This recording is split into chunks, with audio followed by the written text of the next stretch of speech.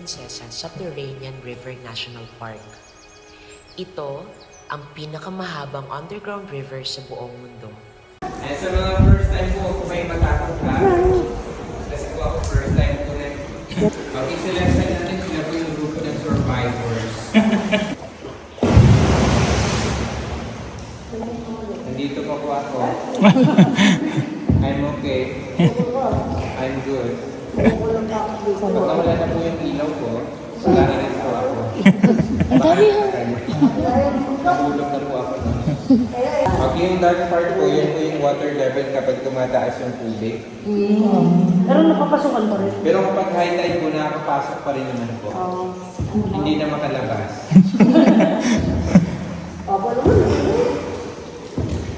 Yung tubig po pala dito, nagalo yung tubig tabang at saka alat, kaya po yung tawag brackish. Brackish water. Pero marami rin po dito malalaking isda like groupers or lapu-lapu. Meron din mga giant crabs, shrimp, lobster. Bawal na lang pagpulihin kasi po we need to preserve the beauty of the nature. Pinakamahan po ako. Tuloy po ba tayo? Narating na natin ang pinakamataas na bahagi ng kuweba, ang katedral o ang simbahan. Oo nga, no, ang galing ah. Okay, next. The giant candle. Drawing candle. Galing. Meron siyang natutunang nakatila. The Holy Family. Ito ko sa Holy Family, oh.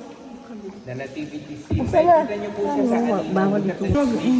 Sweet corn. Napaka-sweet corn. Kaya po yung tawag namin niya. Sweet corn.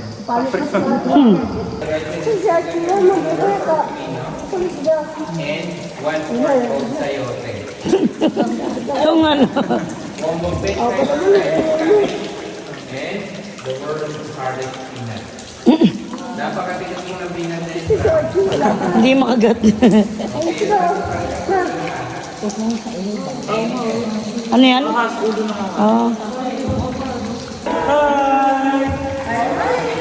Isa dyan, naging pusong bato na po siya. Okay, the left side is sample ng stalactite. Ito si Archie. Nasaan na ba? Ayan, oh. Yan ang may tinatawag na column formation. Papalabas ka na. At para matupad ang mga kahilingan, iwasang gumawa ng mga bagay na ikasisira ng iyong kapaligiran.